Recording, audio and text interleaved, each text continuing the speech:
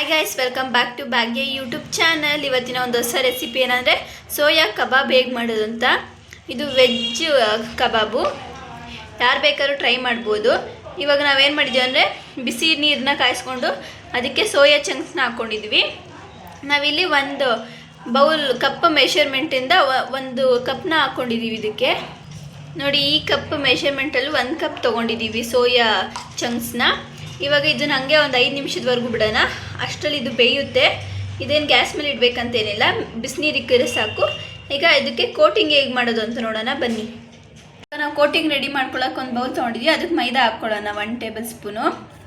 ಇದು ಕಮ್ಮಿ ಮಾಡ್ತಿರೋದ್ರಿಂದ 1 table spoon ಸಾಕು. ಮೈದಾ ಆದಮೇಲೆ ಕಾರ್ನ್ಫ್ಲವರ್ನ ಹಾಕ್ಕೊಳ್ಳೋಣ. ಕಾರ್ನ್ಫ್ಲವರ್ ಅಂದರೆ ಜೋಳದ ಹಿಟ್ಟು.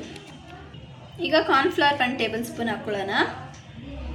ಅದಾದಮೇಲೆ ರುಚಿಗೆ ತಕ್ಕಷ್ಟು ಉಪ್ಪನ್ನ ಹಾಕ್ಕೊಳ್ಳೋಣ. ಈಗ ರುಚಿಗೆ ತಕ್ಕಷ್ಟು ಉಪ್ಪನ್ನ ಹಾಕ್ಕೊಳ್ಳೋಣ. ಉಪ್ಪು ಹಾಕ್ಕೊಂಡ್ಮೇಲೆ ಖಾರ ಹಾಕ್ಕೊಳ್ಳೋಣ. ನಿಮಗೆ ಖಾರ ಎಷ್ಟು ಬೇಕು ನೋಡಿ ಹಾಕ್ಕೊಳ್ಳಿ. ಅದಾದಮೇಲೆ ಸೋಯಾ ಪೌಡರ್ ಬರುತ್ತಲ್ಲ, ಅದನ್ನು ಹಾಕ್ಕೊಳ್ಳೋಣ. ಅದನ್ನು ಒಂದು ಸ್ವಲ್ಪ ಹಾಕ್ಕೊಳ್ಳೋಣ. ಅದಾದಮೇಲೆ ಸ್ವಲ್ಪ ಶುಂಠಿ ಬೆಳ್ಳುಳ್ಳಿ ಪೇಸ್ಟ್ನ ಹಾಕ್ಕೊಳ್ಳೋಣ. ಶುಂಠಿ ಬೆಳ್ಳುಳ್ಳಿ ಪೇಸ್ಟ್ನ ಕೂಡ ಹಾಕ್ಕೊಂಡಿದ್ದೀವಿ. ಇವಾಗ ಇದಕ್ಕೆ ಒಂಚೂರು ನಿಂಬೆ ರಸನ ಹಾಕ್ಕೊಳ್ಳೋಣ. ಸ್ವಲ್ಪ ಹಾಕ್ಕೊಂಡಿದ್ದೀವಿ ನಿಂಬೆ ರಸನ. ಇವಾಗ ಅದಕ್ಕೆ ಒಂಚೂರು ಮೊಸರನ್ನ ಹಾಕ್ಕೊಳ್ಳೋಣ. ಇದಕ್ಕೆ ನಾವಿಲ್ಲಿ 1.5 ಟೇಬಲ್ ಸ್ಪೂನಷ್ಟು ಮೊಸರು ಹಾಕ್ಕೊತಾ ಇದ್ದೀವಿ. ಇವಾಗ 1.5 ಟೇಬಲ್ ಸ್ಪೂನ್ ಮೊಸರು ಹಾಕ್ಕೊಂಡು ಕಲಿಸ್ಕೊಂಡಿದ್ದೀವಿ. ಇವಾಗ ಇನ್ನೊಂದು ಟೇಬಲ್ ಸ್ಪೂನ್ ಹಾಕೋಣ. ಟೋಟಲ್ 2.5 ಸ್ಪೂನಷ್ಟು ಮೊಸರನ್ನ ಹಾಕ್ಕೊಳ್ಳೋಣ ಇದಕ್ಕೆ. ಇವಾಗ ನೋಡಿ, ಇದು ಕೋಟಿಂಗ್ ರೆಡಿಯಾಗಿದೆ. ಇವಾಗ ಇದಕ್ಕೆ ಸೋಯಾ ಚಂಕ್ಸ್ನ ಹಾಕ್ಕೊಳ್ಳೋಣ. ಇವಾಗ ನೋಡಿ, ಸೋಯಾ ಇದು ಬೆಂದಿದೆ. ಇವಾಗ ಇದನ್ನು ಚೆನ್ನಾಗಿ ನೀರು ಹಿಂಡ್ಬಿಟ್ಟು ಅದಕ್ಕೆ ಒಂದೊಂದನ್ನೇ ಹಾಕ್ಕೊತ ಬರೋಣ. ಇವಾಗ ನೋಡಿ, ಇದನ್ನು ಸೋಯಾ ಚಂಕ್ಸಲ್ಲಿರೋಂಥ ನೀರನ್ನ ಎಲ್ಲ ಹಿಂಡ್ಕೊಂಡಿದ್ದೀವಿ.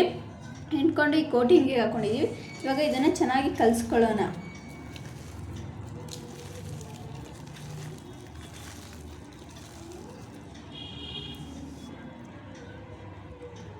ನೋಡಿ, ಇದನ್ನೆಲ್ಲ ಚೆನ್ನಾಗಿ ಕೋಟಿಂಗ್ ಮಾಡಿದ್ದೀವಿ. ಇವಾಗ ಒಂದು ಬಾಣಲಿಗೆ ಎಣ್ಣೆಕಾಯಿ ಇಟ್ಕೊಳ್ಳೋಣ. ಅಷ್ಟರಲ್ಲಿ ಒಂದು 5 ನಿಮಿಷ ಇದನ್ನು ಹಾಗೆ ರೆಸ್ಟಿಗೆ ಬಿಡೋಣ. ಎಣ್ಣೆ ಚೆನ್ನಾಗಿ ಕಾಯ್ದಿದೆ. ಇವಾಗ ಇದಕ್ಕೆ ಒಂದೊಂದನ್ನೇ ಹಾಕ್ಕೊಳ್ಳೋಣ. ಈ ಎಣ್ಣೆ ಕಾದಿರೋ ಎಣ್ಣೆಗೆ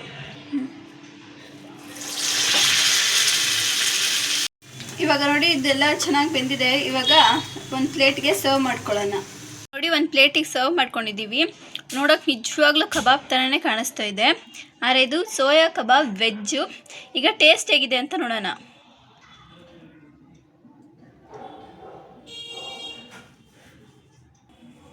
ಟೇಸ್ಟ್ ತುಂಬಾ ಚೆನ್ನಾಗಿ ಬಂದಿದೆ. ನೀವು ಮನೇಲಿ ಟ್ರೈ ಮಾಡಿ ಹೇಗಿತ್ತು ಅಂತ ಕಾಮೆಂಟಲ್ಲಿ ತಿಳಿಸಿ. ಹಾಗೆ ಈ ನಮ್ಮ ವಿಡಿಯೋ ಇಷ್ಟ ಆಗಿದೆ ಲೈಕ್ ಮಾಡಿ, ಶೇರ್ ಮಾಡಿ, ಕಾಮೆಂಟ್ ಮಾಡಿ, ಹಾಗೆ ಸಬ್ಸ್ಕ್ರೈಬ್ ಮಾಡ್ಕೊಳ್ಳಿ ನಮ್ಮ ಚಾನಲ್ನ.